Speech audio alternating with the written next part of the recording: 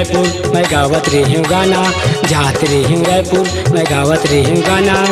रास्ता में भेट डारिस कडारिस दीवाना मोला लाइन मारे जी, रायपुर वाली टूरी मोला आँखी मारे जी, रायपुर वाली टूरी मोला लाइन मारे जी, रायपुर वाली टूरी मोला आँखी मारे जी, रायपुर वाली टूरी।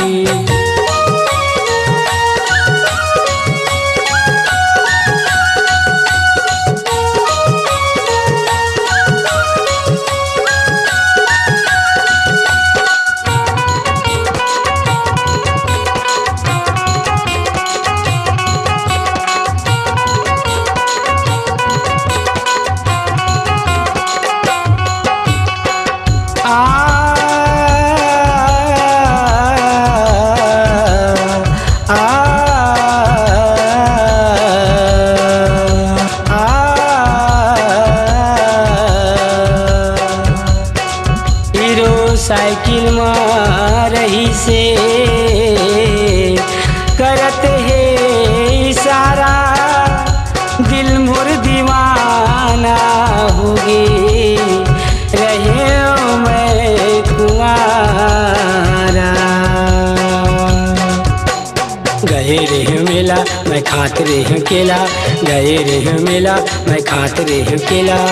रास्ता में भेंट डारिस कडारिस दीवाना मोला लाइन मारे जी, रायपुर वाली टूरी मोला आँखी मारे जी, रायपुर वाली टूरी।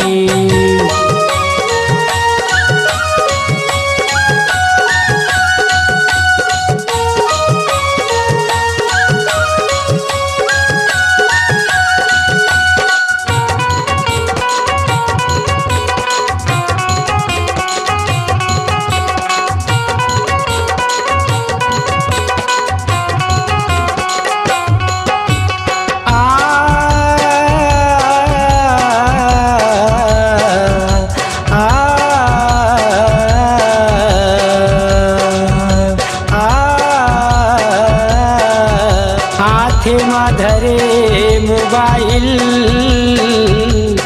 करत रही से फोन, सुनत रही से वो टूरिहा सारे गामा के टोन। गए रहे मेला मैं खात रही केला, गए रहे मेला मैं खात रही केला। रास्ता में भेंट डारिस कडारिस दीवाना मोला लाइन मारे जी, रायपुर वाली टूरी मोला आँखी मारे जी, रायपुर वाली टूरी। जात रही हूँ रायपुर मैं गावत रही हूँ गाना, जात रही हूँ रायपुर मैं गावत रही हूँ गाना।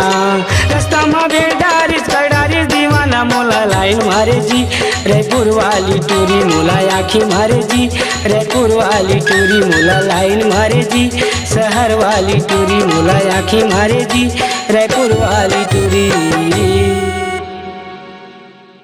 अपनी आवाज को दीजिए एक नया मुकाम, डिजिटल रिकॉर्डिंग की दुनिया का जाना पहचाना नाम स्वरांजलि, जहां गूंजती हैं ध्वनियां अपनी माटी की सौंधी सुगंध के साथ। छत्तीसगढ़ी संगीत के विविध रंग जो पहुंचाते हैं पूरे प्रदेश में डिजिटल रिकॉर्डिंग के संग। स्वरांजलि स्टूडियो, नेमीचंद गली नंबर 2, गंजपारा, रायपुर।